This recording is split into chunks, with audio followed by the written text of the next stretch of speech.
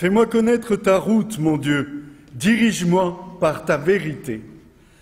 Alléluia, Alléluia, Alléluia, Alléluia, Alléluia, Alléluia, Alléluia, Alléluia. Le Seigneur soit avec vous. Et avec votre esprit. Évangile de Jésus-Christ selon saint Matthieu.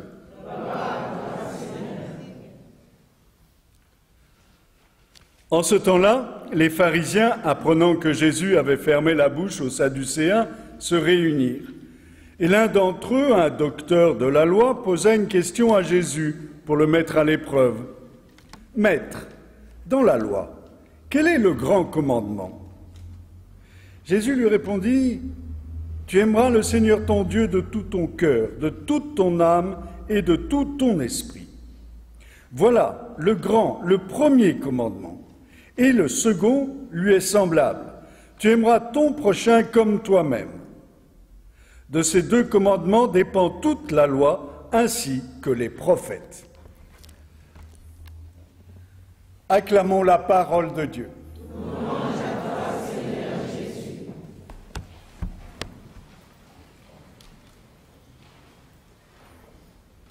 Alors encore une fois, je sais que vous avez entendu beaucoup d'enseignements cet après-midi, mais juste quelques mots sur cet évangile.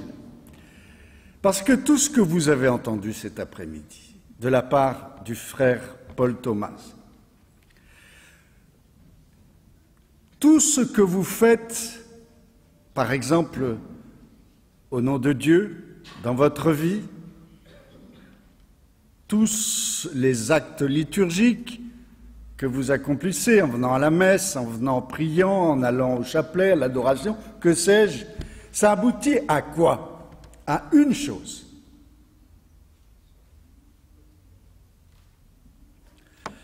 Tu aimeras le Seigneur ton Dieu de tout ton cœur, de toute ton âme et de tout ton esprit. C'est cela. Tout nous conduit à là. Tout ce que le frère Paul Thomas vous a annoncé, vous a dit, ça doit aboutir à cela. Parce que l'expression, nous on la connaît trop cette expression-là. Tu aimeras le Seigneur ton Dieu, on l'a entendu des milliers et des milliers de fois. Mais on est trop habitués, justement, nous sommes des habitués. Et en réalité, ce que ça veut dire, c'est que tu aimeras ton Dieu des pieds à la tête. C'est cela que ça veut dire. Et nous n'avons jamais fini d'apprendre à mettre Dieu à la première place dans nos vies. Tout ce que nous faisons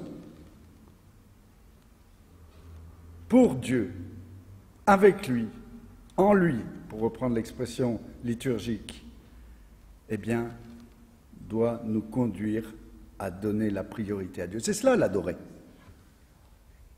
La priorité. Juste encore une petite chose. Jésus dit, voilà le grand, le premier commandement, et le second qui lui est semblable. Tu aimeras ton prochain comme toi-même. Alors ça nous surprend. Comme toi-même, alors qu'on a tellement de mal à s'aimer. Parce qu'on s'aime mal, oui. Mais quel est celui qui nous aime sans condition? J'ai entendu Paul Thomas nous le dire tout à l'heure. C'est Jésus. Donc, aimer notre prochain comme nous nous aimons, c'est accepter d'être aimé par Jésus.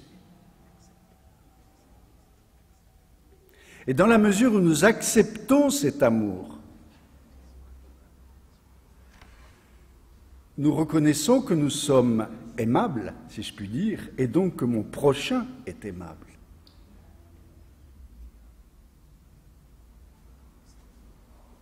Voilà ce que c'est que aimer son prochain comme soi-même. Et tout se tient. C'est parce que je vais aimer Dieu, ou je vais désirer l'aimer, que je vais pouvoir aimer mon prochain. Ces deux commandements sont extrêmement liés, mais il y en a quand même un qui est premier. Jésus le dit lui-même, puisqu'il dit qu'il y a un second. C'est donc que l'autre est premier. Et le premier, c'est cet amour de Dieu. Voilà, on pourrait en continuer pendant longtemps, mais je vous laisse à cette petite méditation.